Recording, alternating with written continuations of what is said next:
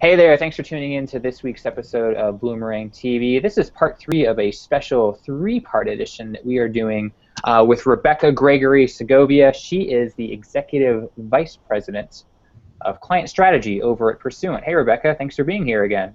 Hey, thanks for having me. It's great to be here. I hope you took your vitamins because you've been talking with me for about the last hour about all kinds of cool things. We're going to talk for a little bit longer about some stewardship and retention type issues. But before we get into it, I want to give you a chance to talk about Pursuant for those folks who may not be familiar with your organization. What's going on over there? Pursuant is a full-service fundraising agency. We're located in Dallas, Texas, and our goal is really to help nonprofits raise funds and achieve their mission and impact lives across the world. And we're really passionate about it here at Pursuant. One of our unique differentiators is that we think about fundraising holistically. So what does it take to take a constituent from a transactional relationship with an organization to a transformational one? And we look at how strategies impact fundraising both at the annual fund level, the mid-level, and the major donor level, all the way up to capital campaigns and planned giving. So it's a fun place to work, and we really enjoy working with the clients we have the privilege to serve every day.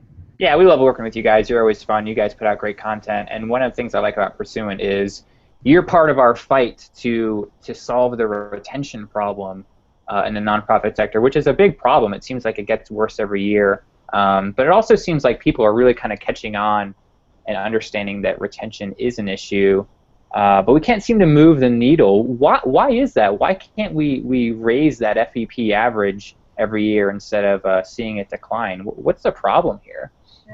That's a great question. With the organizations I've had the opportunity to work with in the last couple of years, the core theme has been less donors giving more dollars. And so that is something that we need to take into account. People are really, and I think the last statistic that we looked at is I think people were giving to 5 to 7 charities a few years back, and now it's down to about 4.5 charities that they're giving to. Mm-hmm. So people are being very intentional with the way that they're giving their dollars. And so what that speaks to me is you've really got to have a clear case for support. You have to understand who you are as an organization, why you do what you do, the why, how, what, the Simon Sinek circles, if you will, the golden circles. Yep. And if you're really clear on that and you're putting a clear case for support in front of your constituents in a meaningful way, I think that can go a long way in helping us deal with the retention issue. A couple of other things to think through with my experience is that not a lot of organizations have the time, money, resources to really scale their retention strategies. Not because they don't want to. They all know that retention is an issue, but you've really got to carve out the time to really plan for, okay, what's the next step? After I spend all this energy and effort bringing people onto the file through acquisition, what is that right engagement that I want to take them through? And am I doing it based on how they incepted into the organization? And am I communicating to them in a way, maybe even the channel that they first incepted? And am I building a bidirectional relationship where I'm sharing with them the outcomes from the action that they took? And so I think that really thinking through what that could look like with an organization sometimes can be really complex. Yeah. So I believe in kind of beginning with the end in mind. How do you figure out what that evergreen is going to look like, and then start customizing after you get the first evergreen piece in place? And where I feel like, or have seen clients get stuck, is because they want to be so specific that they're missing kind of the bigger piece. So if you can get the general, evergreen welcome series, conversion series, whatever you want to call it, in place, then you can actually go back and customize it based on donor inception and interest and all of that. So nonprofit gets the first gift, right? Someone they give online, the appeal was successful, they go to an event, whatever. It seems like nonprofits think, okay, my job is done, I got the donor, right? But that's where it really begins, is trying to get that second gift, because we all know that if you can get the second gift, the retention rates just skyrocket, something from like 39%, I think, to almost 70%. But how do you get that second gift? How do you engage with someone and actually start to cultivate that relationship so that they don't lapse? Mm-hmm. So it comes back to that case for support, understanding the why, how, what, and how to communicate that in a way to your donors that's meaningful. I'm going to share a slide here. So here's really the pathway that you want to take your donor on. So after we have acquired that that name onto the file, how are we activating that name? So they've raised their hand, if you will, and they've said, I'm interested in what you're doing. I'd like to learn more. So how are we activating that interest? And then what does it, look like to convert? So I would say that first you have to look at new name conversion. Can you get them to make that first gift? And then if they've made that first gift, then how do we get them to make that second gift? And so that really speaks to kind of steps 4 and 5. Have we thanked them properly? And have we, shared with them really the outcome of the gift that they've made? So Charity Waters, you mentioned in a previous episode, does a great job of saying, okay, here is how we used your funds. Here's the well that you were able to drill. So, what does that look like for your organization? What is that outcome? And then are we being intentional in how we're stewarding and engaging the donor based on that initial inception point? So what does that look like, being intentional in that stewardship piece? What does, boots in the ground that actually look like? It really, it's the classic, it depends. If they're coming from the online channel, then my recommendation would be to put them through a stewardship series, a welcome series, a new name conversion series, immediately. And that really needs to be based on that inception point. If they are coming in through the mail, then what does that look like? How can you get something in their hands pretty quickly, the receipt, if you will, with a little bit of the story of the impact, and then they're getting put into a follow-up mail stream that is customized based on how they originally came into the organization. And then what does that first gift look like? So if I just recently gave to an organization, and I've been watching how long does it take for them to actually put me into a screen. And you need to actually pay attention to what are you really sending out. Because I got 2 receipts that were from 2 different organizations for the same gift. A little confusing, right? Yeah. So, and it's because they're owned by a parent organization. So I get what I got, but it was confusing. So I got one on one day, one on the next day. But the follow-up since then has been about a completely different subject, and it's not the subject that was my motivation for giving. Right. So really need to pay attention to what was that motivation, and then we're following back up and having that communication based on that motivation. Another thing to think through when you're engaging in the offline space, if you will, so whether it's through mail or maybe even events, it's okay to jump channels if you have an email with them so that you can get that thank you and that stewardship out sooner.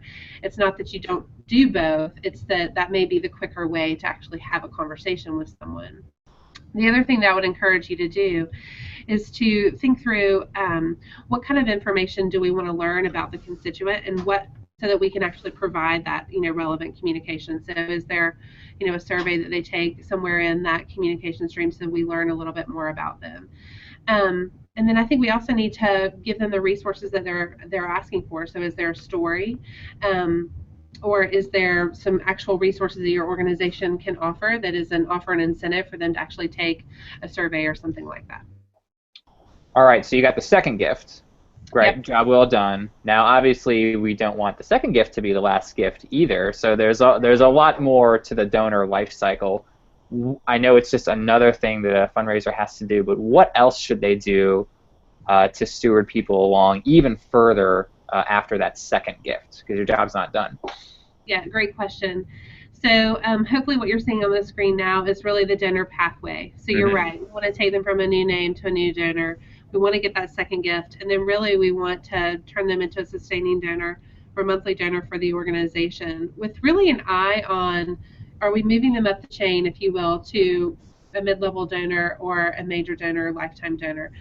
And you're going to have people on your file that are the most that they're going to be able to do is give at the annual fund level, and that's okay. We want to treat them with respect and continue to communicate to them their value to our organization. And there are going to be some that actually have the capacity and desire to want to grow beyond that. And so knowing how to ascertain that, and then being able to speak to the donor, and what we say is actively drive them up the pyramid if that is a prospect that would be good for that.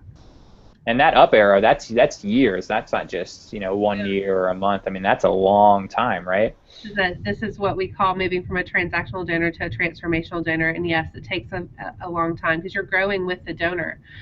So, some of these may become new donors in the time where they actually have capacity to give and can move into that major donor relationship really quickly. And some you may be, garnering their attention, just out of college, and they're going to grow with you as an organization. And so you need to have an eye on that as well. Where are they in their life cycle, and what is the right ask to put in front of them at the right time? That's one of the things I actually really love about the digital part of fundraising, is that we can garner some of that additional information. So RFM data is out there: recency, frequency, monetary.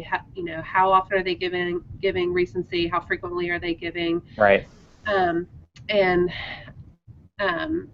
then how much are they giving? Then we also want to overlay that sometimes with wealth data. And what's important here is observational data or behavioral interest data. So how are they engaging with you, and what psychographic and demographic information can you learn, which would help you best prioritize what that upgrade strategy could look like here. Love it. Well, Rebecca, this is awesome. I always feel like whenever I do these interviews, our time was truly too short. But even after 3 segments with you, I feel like we could have talked about this for an additional hour or so.